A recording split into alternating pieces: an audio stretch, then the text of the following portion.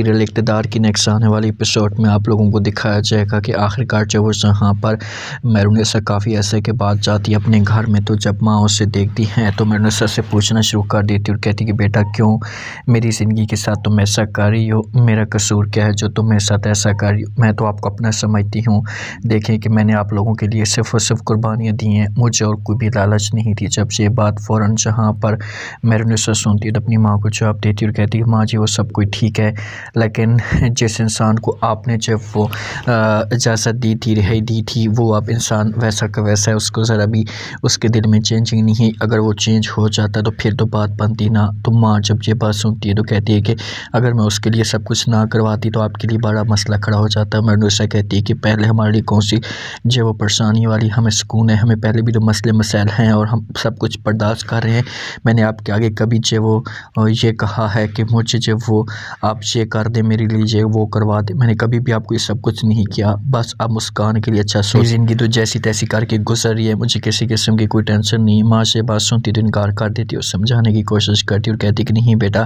میں آپ کو خوش دیکھنا چاہتی ہوں، آپ کی زندگی میں سکون دیکھنا چاہتی ہوں، اسی وجہ سے سب کچھ کر رہی ہوں۔ آگے سے جب یہ بات میرونیسا سنتی ہے تو اپنی ماں کو جواب دیتی اور کہتی کہ بس میں اس انسان کو ایسے سکون کے ساتھ نہیں رہنے دوں گی، اسے ضرور منطقی انجام تک پہنچاؤں گی۔ ماں کہتی ہے کہ بس میں تو آپ کو یہی کہوں گی کہ چھوڑ دو ان کو اپنے حال پہ، جو کچھ بھی ہونا تھا وہ تو ہو چکا ہے۔ لیکن آگے سے میرونیسا اپنی ماں کو صاف الفاظ میں انکار کر دیتی اور کہتی ہے کہ ایسا کبھی بھی نہیں ہو سکتا، جو کچھ آپ کہہ رہی ہیں شاید ناممکن چیز ہے۔ عروج ایسا اپنے اصول، اپنے کرتوت دکھانا شروع کر دیتی ہے، جو اپنی ساس کے پاس جاتی ہے اور جا کر اپنی ساس کو صاف الفاظ میں انکار کر دیتی اور کہتی ہے کہ اس گھر کے کام کاج مجھ سے نہیں ہوتے، میں تو اب تھک چکی ہوں۔ جب ساس یہ بات سنتی ہے تو سمجھانے کی کوشش کرتی ہے اور کہتی ہے کہ دیکھو بیٹا، تم اس گھر کی اب ایک ممبر ہو اور سب تمہارے کنٹرول میں، تمہیں سب کچھ کرنا ہوگا۔ عروج کہتی ہے کہ پہلے بھی تو نوکرانی تھی، آپ بھی نوکرانی رکھ لیں، اس میں کون سی بڑی بات ہے، بس میں نے آپ کو انکار کر دیا ہے نا کہ مجھ سے سب کچھ نہیں ہوتا تو بس نہیں ہوتا۔ تو یہ باتیں جب